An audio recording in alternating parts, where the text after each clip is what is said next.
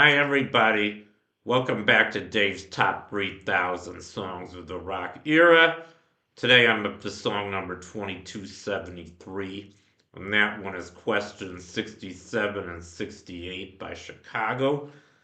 This was released twice, first in 1969 as the Chicago Transit Authority, and later in 1972 was re-released.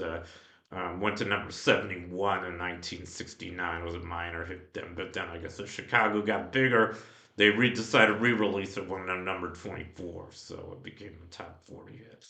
Anyway, yeah, here's a picture of the single. And it was also released on their debut album, their 1969 debut album called Chicago Transit Authority. At that time, that was actually the name of the group. But they had to change it because I guess the real Chicago Transit Authority, their public transportation system said, there was a copyright infringement to use the same name, so they shortened it to Chicago. Anyway, but here's a picture of Chicago around the time they recorded it. Really great band, one of my favorites actually, and also Chicago's one of my favorite cities. I lived there for 7 years. Great city, great music. Especially the group Chicago. Um, and I think, I think I want to say one. Oh, maybe before I say anything else, I should feature a sample of the song and react to it. So let me do that. Here it goes.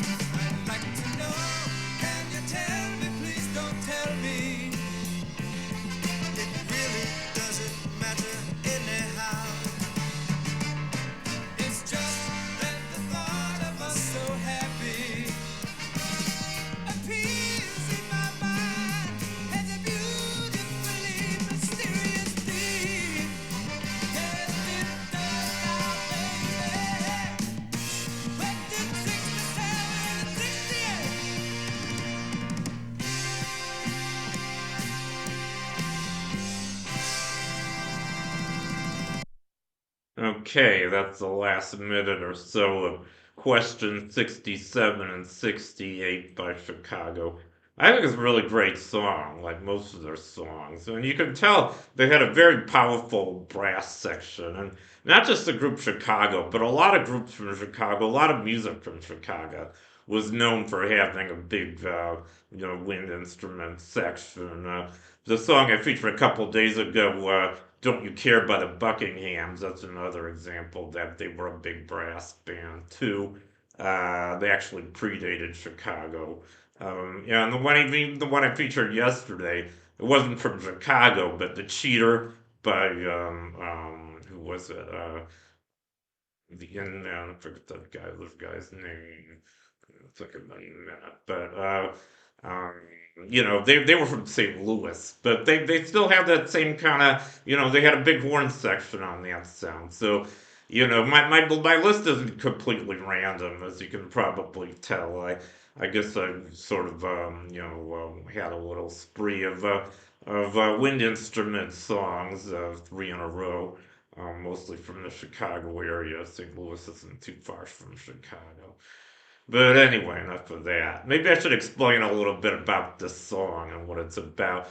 The title's pretty cryptic. You might wonder what they meant by questions 67 and 68.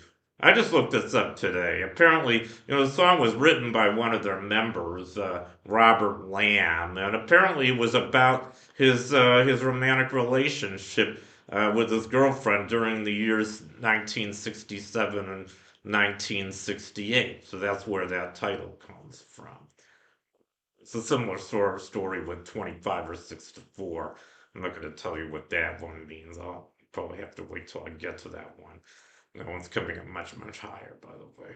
But anyway, yeah. So I think it's a good song, like a lot of their other ones. And I have a lot of songs by Chicago on my list. This might have been a little bit of an oversight of mine, but I kind of lumped most of the Chicago songs on my list near the end, and I kind of regret that I did that now.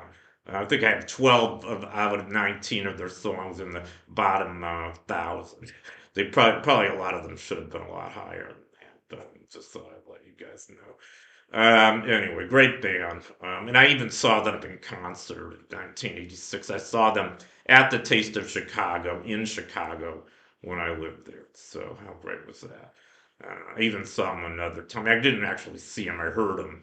I was at a hotel that some friends had invited me to near where they were playing. We weren't actually at the concert, but we could hear them from the hotel. This was in the San Diego area. So I got to hear them twice. And they still sounded great. The last time I heard them was only about 5 years ago, and they still sounded great, even though they probably were in the 60s. But anyway, great band. So I think that's pretty much everything I have to say about questions 67 and 68 by Chicago. And oh, one more thing I forgot to mention. It had a little bit of a psychedelic influence. At least that's what Robert Lamb said. Maybe I don't hear it so much, but maybe in the lyrics, he said that he was influenced by the Beatles, and I guess they're sort of Sergeant Pepper phase, and I think probably just about all the music from that period, late '60s. I'd say just about all the popular bands around at that time had been at least somewhat influenced by the Beatles. I mean, the Beatles were they were groundbreaking musicians. And I even remember hearing Billy Joel, or I think I heard that Billy Joel once said that if it weren't for the Beatles, he wouldn't be where he became in terms of a musician. So the Beatles, so I don't think you can underestimate their importance in music. But anyway, I guess that's all I have to say about the song question 67 and 68 by Chicago. So thank you for watching. Here's another Chicago thank you. And, I hope I don't get in too much trouble for keep doing this, but I remember last year when good old Donald Trump said that Chicago was a war zone, and now he's turned Minneapolis into a war zone. I think it's horrible. Chicago is one of my favorite cities in the world, and so is Minneapolis. And I wish you guys the best, in spite of what's going on with ICE and all that. So anyway, thank you for watching. You guys rock, and I'll see you next time. Bye.